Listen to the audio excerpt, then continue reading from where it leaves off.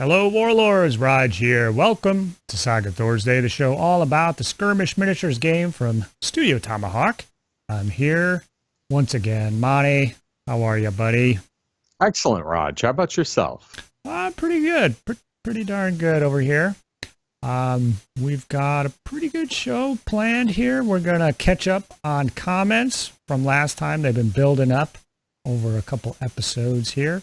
We're going to... I don't know, we talked right at the end last time, Saga Storm, but Saga Storm happened. That was awesome.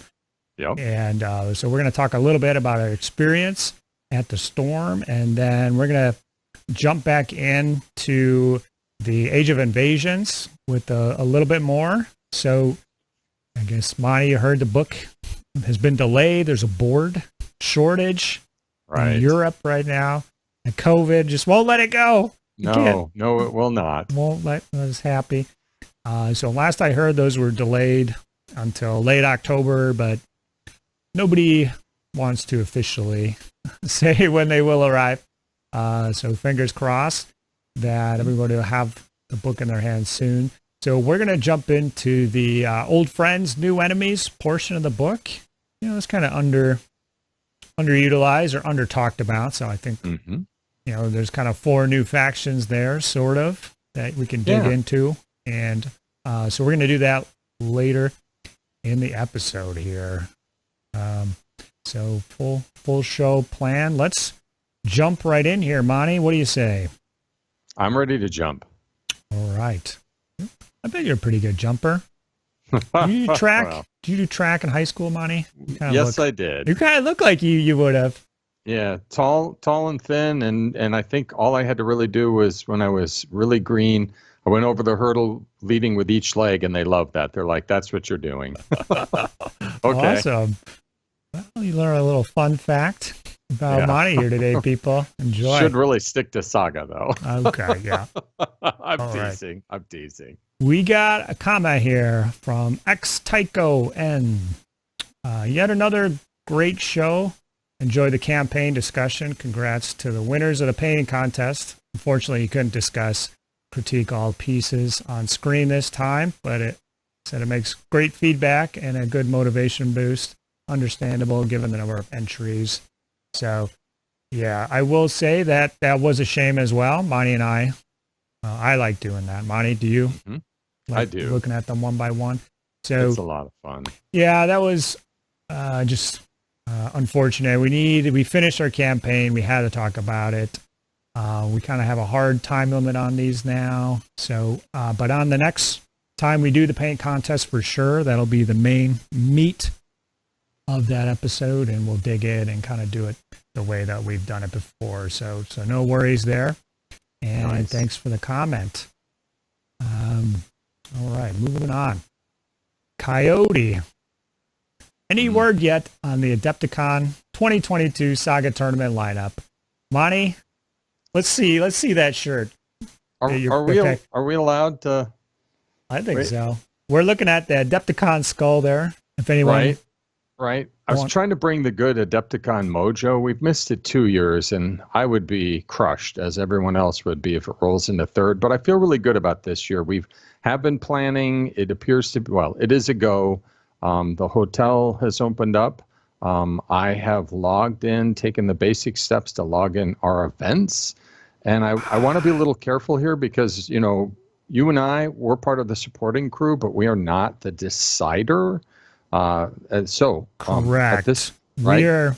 There's like 2 consoles that are in charge. We're like the junior legates, or is there like a lesser console or something? It's much lesser. Sometimes outside of the tent. Yeah, we're the lessers here, so we can't give you the full gospel here, but I think we're ready to just spill the beans, though, right? Is that okay? I mean, I think so. I know what it's lined up to be. I know there's just a little wiggle, and there's a little, deciders get to decide, but it's looking to line up like this. Thursday is lined up to be Age of Magic with yours truly. This guy, I'm running it, yes.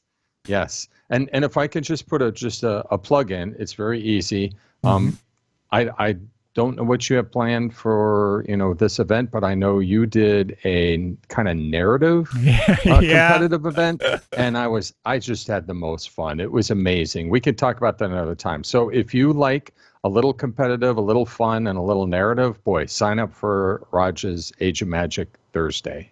Yeah, that's going to be fun. So that one, I guess I do kind of have control over, but it will be Age of Magic. That's what I was planning originally. I kind of had an idea of what I was going to do. I was maybe waffling a little bit.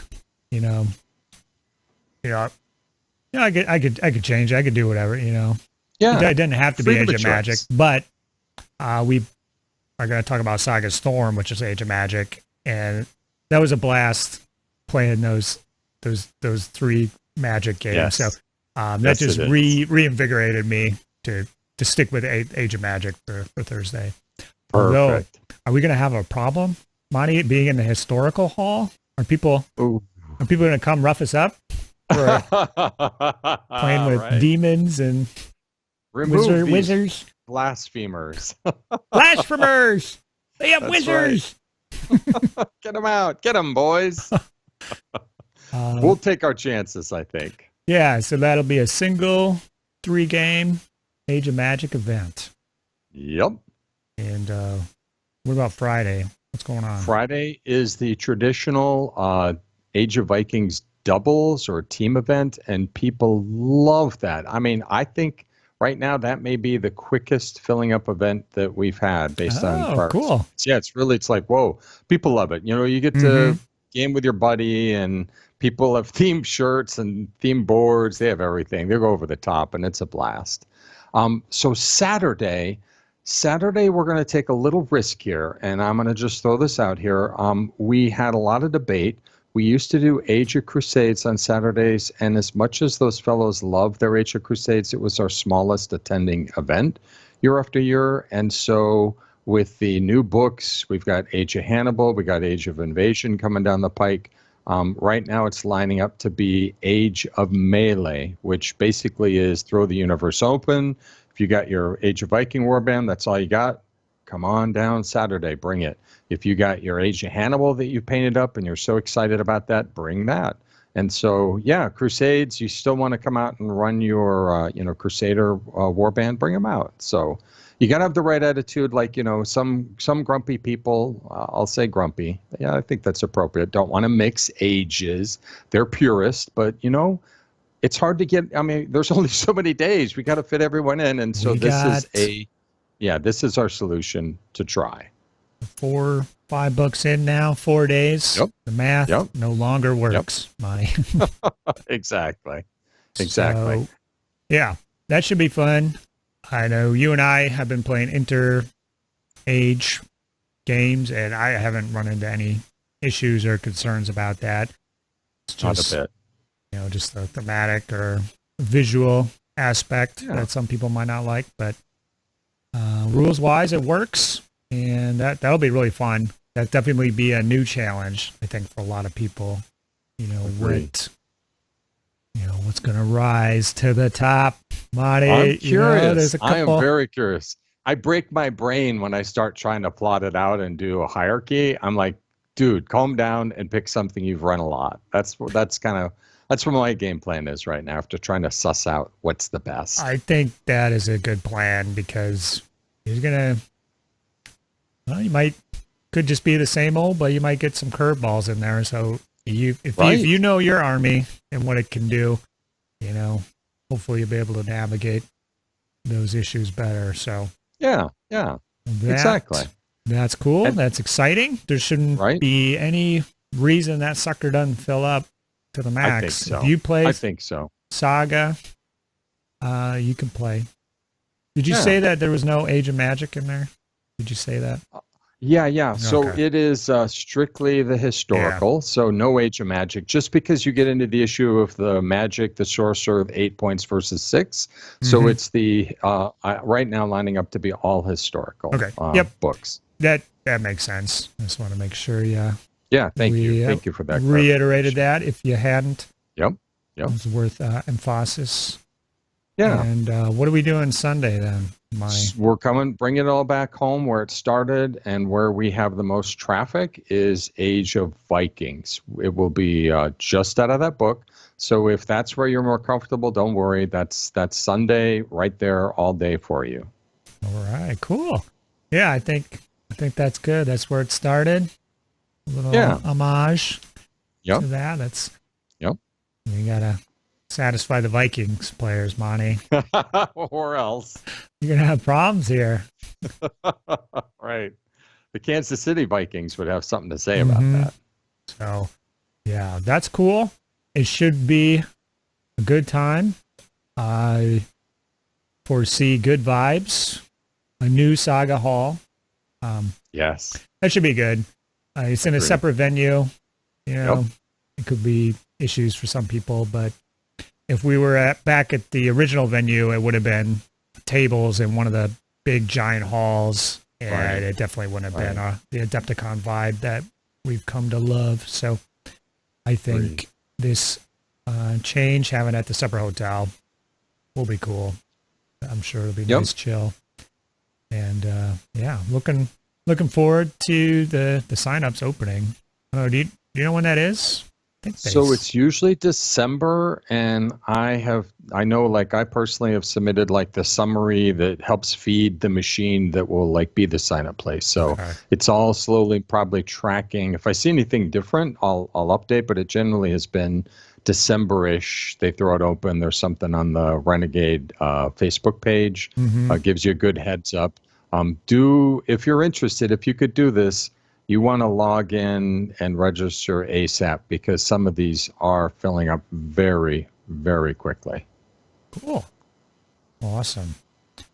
All right. Well, that was a good comment from Coyote. Thanks, Sean. Hopefully we'll see you there. That would be awesome. Moving on. Herkus Monte. So this was after our campaign finale. Congrats. Also the paint contest. Congrats to the winners. Great show, guys. Enjoyed your relaxed and improvisational approach to the campaign. And I only threw this in here because I know that you're in another campaign already. And how's that going? We don't need a full report or anything by any stretch. Yeah, it's good. We're doing Age of Hannibal, and we have people who have, like, for this campaign, painted up brand new Age of Hannibal forces. We've had some kind of training events and game days to help bring up the newer players. And I understand, even though Rome is struggling in the early game, that there are some interesting developments in the wind. We'll see. Just like the real Second Punic War, we'll see how this turns out. So I think it sounds like Scott is kind of the overlord. Yes. But it sounds like the improvisational approach that we had, it sounds like that is also part of this campaign and kind of just making sure fun games come first. Yes. Right? Bingo. 100%. You are correct.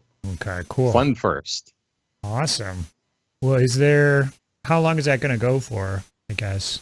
Is there so we're kind of playing a little slow, like people are spread a little thin and there's a lot going on, right? But I think we're really it's gonna heat up, and we probably have, if I had to guess without being the one who's the organizer, probably 5, 6, maybe 8 weeks to wrap up. So let's call it a couple months, and with not like a heavy schedule. It's kind of play at your rate, come out and play when you can.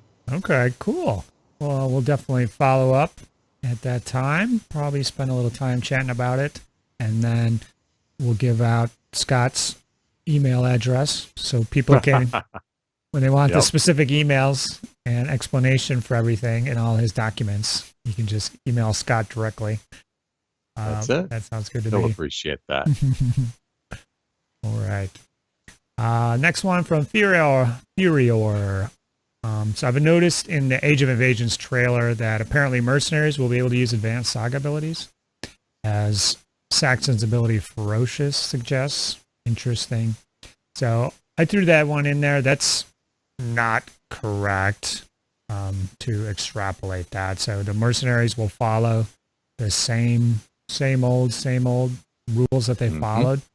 The reason the ferocious ability specifically stipulates non-mercenary Hearthguard warriors. Right. But that's an orders ability. So you pop that in your orders phase, and it gives a unit of warriors 3 extra attack dice every time it fights. You lose 1 defense dice, which is awesome. But if it didn't have that non-merc stipulation in there, it's an orders ability, so you could use it on mercenaries. But they didn't want that to happen. So that's a good ability, though. I need to make a ferocious token because I always remember the 3 attack dice, but frequently you forget about the 1 less defense dice. Let's say that does happen, and then is probably once a game I'm like, oh yeah, those guys were ferocious. I rolled too many. I'm just gonna peel 1 off, So, yeah, little suggestion there for you.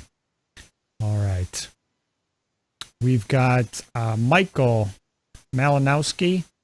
That's how you say it in the good old US of A.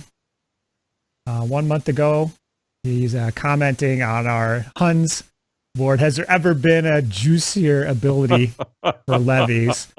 And that was the 6 attack dice we were going on about. And if you use a rare, you reroll 1s. So, Monty, do you want to defend this further? Because, well, let me finish here. He has one, Monty. It's the Anglo-Saxon call to arms, where it turns your levies into warriors for the turn. So obviously I knew some smart guy was going to bring that up. Fact check me in real time. Good job. Seriously, Michael. So do you care to defend? Are you going to stand by? He is correct. One small caveat. When I used to run the Anglo-Saxons, oh my gosh, I just have kind of harsh memories of this. You need to throw those helmets. And so like I was a little scarred because I'd run them. I could not spit out a helmet early game. And by the time I start kicking helmets out, the units are beat up and it's a whole lot less useful. So, I mean, if you can get those in turns 1, 2, and 3, a lot better than kicking out a helmet in turn, 5 and 6. So, correct. So it's a rare dice. Right. But it is true, and I have been, hammered by Anglo-Saxons who are rocking the rare every turn coming at you with, throwing 12 dice with those levy packs. That's brutal when you can manage it. Mm-hmm. But it's a good ability. I think he followed up saying you got to bring a priest to make sure you get the rare, which I think is definitely a good pick. With the Anglo-Saxons, definitely have enough bodies. Yep. But in defense of the Hun ability, it's a uncommon. We'll trigger that, so you don't need a rare. So that's good. And then it's orders reaction, so you don't have to use it right away. You can use it on your turn or on their turn. You can stay flexible. So I still think it's pretty juicy. Agree. I just love levy and the idea of like taking my levy from 6 dice to 12. It got me a little head over heels, but thank you, Michael. There is a juicier one. Mm-hmm. Absolutely. All right. We got one last comment here from Jake. Hi, Rodge and Monty. Love the content you guys put out. You were hugely inspiring to start collecting and playing Saga. That's pretty darn cool. I'm starting to see quite a few of these kinds of comments out there, Monty. That's awesome. Various videos, so that is awesome. He's saying he wanted to branch out to Age of Vikings. Is there a period that would let me field Imperial Romans from 100-ish BC to 300 AD? Would the Roman battle boards from Age of Invasions or maybe Age of Hannibal be a better fit? He was thinking of using figs from Hail Caesar. So, right. What do you think here, Monty? Well, I think you had I think we both had a suggestion. My quick suggestion was I've been running the Romans in the Age of Hannibal campaign. I like it a lot. I feel like they're not that far out of scope. So that was my suggestion, but you came at it from the other end with your suggestion. Yeah. So I did comment on it. Well, what do you see my comment? Yes. I think Age of Invasions specifically Yep. would be the better fit here. Now I'm curious. Yeah, I don't remember what I commented to him. You're closer. What did I say? You're closer in time. My suggestion is a little farther away in time. So yeah, Okay, yours is closer. I like it. Yep. Yeah, I think the Age of Invasions board really is meant to be that sort of time frame. But I guess there's probably going to be 2 more Roman battle boards coming out with well, maybe not. Age of Alexander and the Age of Caesars. Right. So they could get they could get left out of Age of Alexander. Yeah. If it's 6 boards again. Yeah. Maybe they would be left out, but I think in Age of Caesars there will be there'll definitely be an Imperial Agree. board. So that would be an option as well. But I don't know, they should put it in Alexander so there's a Roman one in every book. I mean, there should be. And get this, Rodge, the purists, and there are a few out there, you need to paint all the proper Romans. You can't take Romans from this period and put them in that period. Yeah. I'm saying that tongue-in-cheek, just in case. I play all the Romans as these posers. Your whole cabinet is just 6 rows of different eras of Romans. That's what happens when you have an empire that lasts for so long. Mm-hmm. Exactly. So awesome. Well, thank you for the comments, everyone. Hopefully that helps. Definitely post below with your questions, comments. We'll answer them probably sooner than later in text form, but then we'll take some of the ones we like in another episode or 2 and go over the chats for everybody. And let's move on to the Saga Storm event here, Monty. Mm-hmm. This was a hoot, my friend. It was a hoot. A wonderful day again. I wasn't expecting it, but you and I tangled. Yep. Once again, so this was kind of funny. So my force was predominantly using the Pagan People's Figs, Lords of the Wild, shooty build, and I didn't have any critters. And so, but you were the forces of hell, so obviously the Teutonics opened a gateway, spilled the blood of the serfs, and we're gonna take those lands one way or the other with a horde of flesh-eating demons. And what did you do? What'd you bring then, Monty? Otherworld? How do they work out for you? Right. So, Otherworld, I've had a little trouble with them. I've had very good success with the Great Kingdoms and the kind of paladins and all my heroes on having flight. But I've struggled a little bit with Otherworld. I've set them down, I pick them up. I set them down, I pick them up.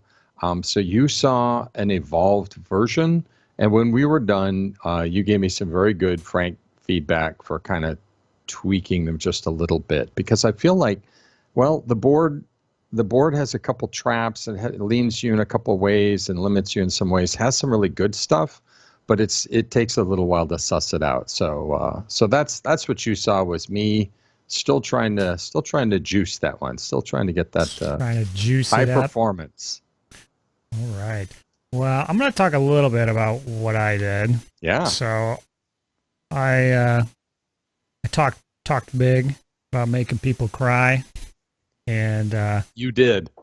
Monty, were there some tears run down those cheeks? I would say there was some hesitancy on the part of my guys to go into combat, because it did feel a lot like the pagan people, but now with magic. There was a lot of shooting in that build. Yeah, so like a lot. I was thinking about what I wanted to do. I originally was actually going to take I have some War Gods of Egyptus models that I purchased from a buddy for a real good price, and I was going to run those as Horde because they have chariots and stuff. Okay. Egyptians and the Red Troops. So I was getting ready for that, and then John Event announced the theme was like the Hall of the Mountain King and Viking mythos. And I'm like, well, I'm sure I could have showed up with that and no one would have cared, but I'm like, well, maybe I'll do some Vikings or something. And then so I think the best way to run Age of Magic is use your Saga Force and just add a couple goodies and you're good to go. Don't overthink it. Don't necessarily need to build an entirely new army for something. So I'm like, well, what can I do? So what I did was add 2 wizards. So I had a 6-point army and then 2 points of wizards. Brought it out, and I thought that was pretty cool because it was just all people, in this. There was no monsters or anything like that. As usually in fantasy stuff, there is just a faction of people holding out against the monsters and stuff. So I thought that was pretty cool. Yep. So I had the big blob of archers partially painted. So I'm like, well, that's perfect for Lords of the Wild. We're good to go. Now, I have a Wood Elf army from old times, and I didn't like using it as Lords of the Wild because I thought I needed more shooting units to play it. I had some archers, but you don't want to take multiple warrior archer units necessarily. Not great. So I was thinking, well, if I was going to play that, I would need composite archers on mounted bowmen is what I was thinking if I was going to do Lords of the Wild originally. But then I was thinking about it. I'm like, oh yeah, I got 2 points of levy here, all painted up, good to go. I could just use those guys straight up. Yep. Javelin levy, which are always good. And then a couple things in Age of Magic. There's not a lot of javelins out there, so there's a little extra power to these guys. And then a lot of the abilities on the board are meant to, if they make those warrior archers like more playable or survivable. But if you use those on the levy, that's like even better. Oh yeah. So that worked out pretty good. And then gives you some flexibility for the ambush ability. Because if you kind of have a couple different units that can use it, you just have more shooting, more abilities, different ways to get out there and mess with them. So 2 points of levy. I think I had 3 points of warriors. So I had 11 archers that would hunker down. And then the rest was I think a unit of 6 warriors, a unit of 7 warriors. Yep. Just needed some bodies. A unit of 4 mounted Hearthguard. That's what I had. Because I had a mounted warlord. And then the 2 sorcerers, and I could take them on both on foot or both mounted if I wanted, because I had enough of those models. But I think in most games I took 1 mounted, 1 on foot, because going in the forest was helpful. But the reason I took 2 sorcerers was because Lords of the Wild gets access to the green ones. I don't know what the Earth. Is that the domain? Yep. Earth. And then light. Yep.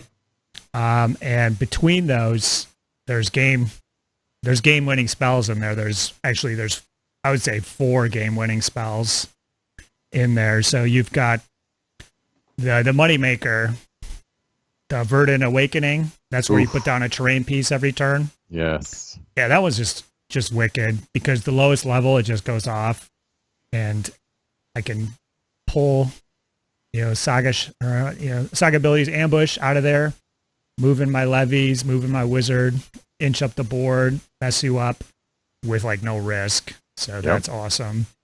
They get Choking Weeds. This is a 2 dicer. This one you got to max out. If you max it out, the target unit suffers enough fatigues to become exhausted. So in my first game, I did that to a unit of 3 creatures, and then my 7 warriors charged in and killed them all. Wow. So, ouch. That's a game winner. Yep. Spell. Transformation, 1 dice. That's a good spell. Yep. For the uncommon level, especially towards endgame, turning your sorcerer to a warlord on a beast, you know, in turns 4 and 5, when it's just little units left, you can't protect them anymore. You're like, suck it, turn the tables, I'm coming at you. Hagen actually used it against me in our final game, and he charged my warlord, killed him, like wiped up a Hearthguard unit. So the sorcerer, yeah, he gains resilience 2, 10 attacks, armor 5. So that's a game winner in my book. Yeah. And then I don't think I need to elaborate on Spear of Light, Monty. The potential there of just doing casualties and wiping stuff out. So I had two on each of those. And so the idea was, just having all the options available. And if one blows up, you still got the other one to max out. But after playing against you, and I think it was nice having the options, but I actually think I could probably drop one of them and just get more troops. Because I could exhaust you, but then the most attacks I can generate are like 8 on any unit. So actually throwing in a Titan could be good, or the big monster that does 14 attack. Just having a really hitty unit could be really valuable for dishing out some damage, or getting 8 more warriors to boost up those warrior blocks. Because then I have a unit of 10 and a unit of 11. Those are solid warrior units. So as it was really, I really had to shoot and whittle you down in order to make it like manageable for my smaller units to finish the job in close combat. Does that make sense? Yes, it does. But yeah, so it kind of worked out. Like I was playing Pagan Peoples again. Mm-hmm. Just like I'm sure you felt like maybe you were playing the Pagan Peoples again in our game. I did get a little screwed on the scenario. You were player 1, and yet I ended up being player 1 with all the bad things that happened to player 1. I don't know how that happened. Yeah, that was an interesting game for sure. Yeah, it was very interesting. I don't know if we need to get into that, but nah. That is, it was tough. I knew it would be tough, and indeed it was. Yeah. Basically, you're aggressive to start with, and then kind of like we talked, the kind of the pipeline dried up. Yep. And so you kind of just fought half your army with everything that I had, which wasn't a recipe for success that day. No. Okay. Well, yeah, that was fun playing Age of Magic again. Yeah. Especially doing multiple games back to back and be like remembering everything and then being able to like capitalize on it for the following games. And remember some of the strategies from before, and then seeing everybody's armies of different fantasy, just seeing all the new stuff everybody had. That was really cool. It's a visual treat every time. Yeah, a lot of old Warhammer stuff, and then tons of 3D prints out there, Monty. Yeah, people are going wild. Yeah. So got me pumped for the Age of Magic event at Adepticon. But that was a storm, and that was good times. We'll do it again, hopefully sooner than later, man. Yeah, that would be awesome. Anytime, Rodge. Right. Well, let's move on to our trifecta here. And we're going back to Age of Invasions for this last topic. Okay. We're doing I should open this up here. That'd be a good idea. Same. Is it old friends, new enemies? Yes, it is. New friends, old enemies. I can never remember. I think it's old friends. All right. So there's 4 new factions here, essentially, for folks to play with. So where these would probably most likely get used is if you really want to stick within the time period. This gives you some additional options. So it takes your 8 up to 12, And looking at it, I don't think there'd be any issues balance-wise, but basically these are reusing old boards with kind of new equipment options, and you're going to get some new nuances and interesting things that you can do. The other big change is you have new mercenary options that you can take. So we haven't dug into these on air. A lot of these are the same as before, or they're the same from different ages as well. So there are kind of stock standard mercenaries that are used in all the ages now for the most part. But there are a couple interesting ones that could be used. But yeah, here it is. Finally got their old friends, new enemies, baby. Mm-hmm. And the cool thing about these is, like, thematically it makes sense. So the first one up here, which I'll get into, is the Scotty. Yep. So I don't know if I'm a historian or not, but I believe these are some Irish people went to Scotland and then became the Scottish people through conquest. Is that? Yes. I'm sure that's a vast oversimplification. But so these are, the Scots, from an earlier age, and they came from Ireland. So they're using the Irish battle board, and the differences here are, not much. One thing, there's no dogs here. So that wasn't really a cornerstone or anything of the old board. You could take those for fun if you wanted. Yep. Weren't a big deal. The warriors and the levies are the same as before. The Hearthguard can't take heavy weapons like the Irish ones can, but they can have javelins or they can be mounted on horses. The big difference is the warlord. So they're equipped with javelins, and so they can be on foot, they can be mounted on a horse. So they have a horse with javelins, or they can be on the war chariot, which also has javelins.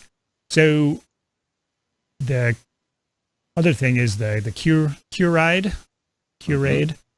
are still there, and so they follow the same equipment option as the warlord. But if you put your warlord on the chariot, they're not on chariots. That would have been so awesome to get 3 chariots. They're just mounted on horses. Yes. So the main difference is the warlord option. I guess, did you look at this at all, Monty? Would you take? Yes, I did. Okay. I am intrigued. There's something you can do. Yeah. Yeah. I think it's not the war chariot in my book. So the war chariot in this age reduces your attacks from 8 to 5, which isn't great. But you get the wheelbay at long range, which is cool. Mm-hmm. But for the Irish, they have a great ability that lets you activate like your levies and stuff anyways. So it's not that big a deal, kind of activating those units. It's generally what the warlord's good for. So the thing that you can't do with the Irish before is, so the Irish have that ability where you gotta, hit the homing beacon attack. Yep. So you want to use that with the curade. So that pretty much locks you in to taking those guys with javelins and locks you into a javelin warlord on foot. Because you can take a mounted warlord with Irish, but he doesn't have javelins. But the Scotty, he's mounted with javelins, so you could take the curade mounted with javelins, which, there's a couple of abilities that you want to hunker in the woods, so maybe you're losing out on that, but you got mounted curade, so basically you can do Irish just a little more aggressive and interesting, and there's a couple of attack abilities in there specifically for those guys, so you could really do some fun stuff by having a more aggressive kind of Irish army. What do you think about that? Does that make sense? Yes, I think it makes perfect sense. I like it. There's enough change that it would be fun, if for no other reason, just to try something different, to run your Irish as the Scody in Age of Invasions. And you know what? If you have a war chariot painted up, why wouldn't you want it at least a couple Yeah. times? I mean, Like as you always do it. Yeah, get those yeah. voices, right? Even if he has a few less dice, and for melee aggression, still looks super cool. Yeah, it's still cool. I mean, obviously, there's no harm in using it. I didn't particularly see any synergies there, but it'd be fun. It'd be fun to use.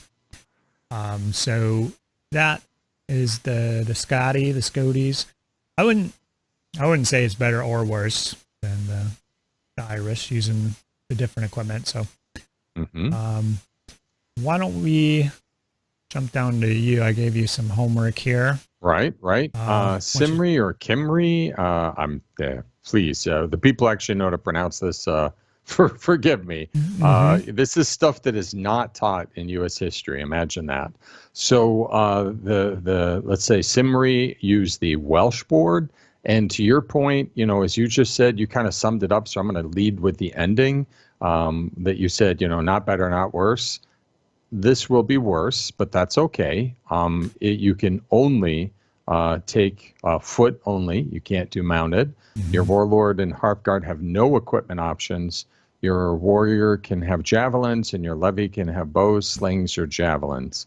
And so, long story short, it's really just a chance if you have a Welsh warband around and you haven't painted up maybe Age of Invasions, just want to try a different flavor. It's a chance to bring basically like a somewhat reduced, let's say, foot Welsh build to the table and see what you could do with it. Yeah, it's interesting. You're not. If you take a bunch of warriors, you're going to be shooting a lot, doing the same old thing. But the option, take some Hearthguard. It's kind of action reaction, just putting yourself in the right place and then getting the heck out of there. After you make your attack. Yeah, I think it's good. So the Welsh board is definitely one of the best boards out there. You know, if you're putting it, some would put it at spot 1 or 2. It's definitely in everyone's top 3 or top 5. At some point, it's in there. So, if you're thinking about the Age of Invasions universe and throwing this board in, you want to throw the best board in with these other boards. I think having it toned out is fine. Agreed. And perfectly fun. So mine version. So I'll just jump in with the Alt Clute and the Mana Gododin because they use the Welsh board as well. So there's two factions here. So the Simri were kind of the Britons in the West that kind of fell to barbarism or their old ways. So the Alt Clute and Mana fellows, these were the kind of the northern kingdoms in between the Saxons and the Picts. And so I think maybe like the old Strathclyde Welsh, maybe this falls in that camp because these guys are basically all mounted. Yep. So the warlord and Hearthguards are mounted on horses. The warriors are mounted, equipped with javelins. So there's a big difference there. The Hearthguard don't have javelins compared to the regular Welsh. So that's a big difference, kind of like what you were saying. These guys are probably closer to the Welsh. If you took all, do you like to do your Welsh on foot, Monty, or horses, or you always had 16 points of every option ready to go? Right. Well, when I had it, I had all foot and all mounted, and I would say it's probably, especially if you're newer with the faction, probably safer to run them on foot. You can kind of trip over yourself with the mounted. And you also want to be somewhat careful. If you get tuned up with that board and you run all mounted and you're running against your buddies' foot sloggers, you can make it a painful game. So I tended to do foot, and only broke out like the all mounted, like for special occasions. Mm-hmm. Okay. Yeah. So these are kind of like basically must be mounted, all of them. Yeah. Yeah. Kind of like the old Strathclyde were all mounted versus the Welsh were, the original Welsh were all foot. And then in version 2, you got to mix and match, or, like you're saying, do what you please. So probably kind of like what I was saying, if they're the best board, being toned down probably is appropriate for this age. There's a couple abilities where, you'd want the Hearthguard to have javelins, wild charge, war dance, Right. You would just rather have the javelins. So, but yeah, I would say a more balanced Welsh board playing around in this age is fine by me. Looks good. Yeah. I gave you the extra credit here. Yeah. As soon as I saw Carolingians, I said, well, Monty's doing that one. I can't. Right. No worries. The Vandals, I love it. Also a punk rock group in the 80s. So we'll just do all the shout outs. Oh, nice. So they're very, this is intriguing to me for a little change at the bottom. So again, we're using the Carolingian battle board. Little tricky, but if you've never given it a run, it's worth a try. There's some interesting mojo under the hood of that. Once you kind of get the whole, is it Prolium ability and, parking your dice up there? Once you get that cooking, this is a very solid, the Carolingians are very solid. So in the Age of Invasions, your options kind of winnowed down like the other ones we just talked about. Your Warlord is on a horse. That's it. Your Hearthguard are mounted as well. That's it. And your warriors can be on horse or on foot, no bow, nothing fancy, just either mounted or on foot. What is the part that kind of drew my eye on here is that your levy, you can get levy bow, and you couldn't get that as a Carolingian. Okay. Yeah, right? Because I'm thinking of Scott's build, the multiple warrior bowman. Yes. So you don't usually take those unless the board ability says warriors only, or you can't take levy bowman, Right. So it's their Achilles heel because they have bowmen, but they're 3/3s. But here as a Vandal, you get levy bowmen, so you get the same 3/3. And the beautiful part is with the ability Ardor on a single common or uncommon, you can activate a number of units less than or equal to your Prolium, which is generally 3. So imagine that. I'm not saying you want to get 3 bowmen, but I mean, you could potentially activate 3 levy bowmen, 18 shots, off of Ardor. Ouch. So I was thinking, I kind of like that. Yeah, that's pretty tasty. So there's a little something there where you might want to use this over. And that's similar because, and interesting, because Herkus, Monty, and I went through the Old Friends, New Enemies for Crusades. Yeah, I think it was Crusades. And the Armenians, I think, used the last Romans board. And it was the same thing. They could take levy bowmen, where the last Romans could only take warrior bowmen. And then all of a sudden, I think I like that, So sounds similar here. Yes.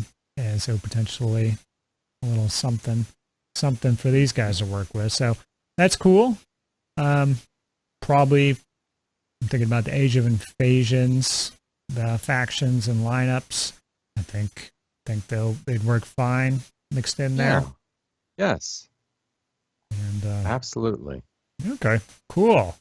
Well, that wraps up the Old Friends, New Enemies portion of the book. Yep. Hopefully the book is out soon for everybody. We'll keep our options open. We could dig into the mercenaries yet, potentially. But I'm actually more interested in the 4 scenarios. And we're probably going to have an episode or 2 about scenarios coming up here, maybe in November or December. And I'd like to go through these. I've already played the new Fight Around the Fire.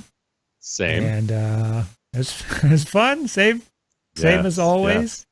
Love it. Worked out good. The main difference there, I think they had the 3 dice stipulation. I don't think that was in the old one.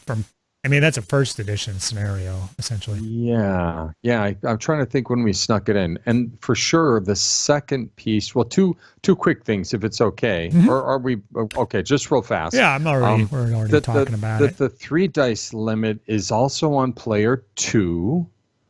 So player 1 and player 2 both have the limit, which is good because sometimes, people are like, some armies can really throw that haymaker. So you both start with 3. And then the second, little twist is that any warlord who ends the game, if he's still alive, if he ends the game farther than M from the fire at the end of the game is considered lost or eliminated. So it keeps you in the center because there is a lot. I do remember a lot of games where people, first thing they do, they hate battle around the campfire, so they retreat out of the center, form up a line. Yeah, reform the lines. Exactly. Right? The way it's always been fought. This is unacceptable. This is heresy. So, so they put a little twist in there. You got to hang around the fire and fight. Yeah, so played that one. I had fun. Anglo-Saxons versus, not Anglo-Saxons, just plain old Saxons. I was playing against Anglo-Danes. Nice. And, it was a victory, but the prior game, I actually played my Saxons against Anglo-Danes, and I got smashed by the Anglo-Danes. A little inter-book games worked fine. Nice. Nice. Continuing to have a lot of fun with the Saxons, cracking me up with the shenanigans I'm pulling here. So nice. Having a lot of fun with the invasions. Hopefully you guys will have fun too. It's not just me.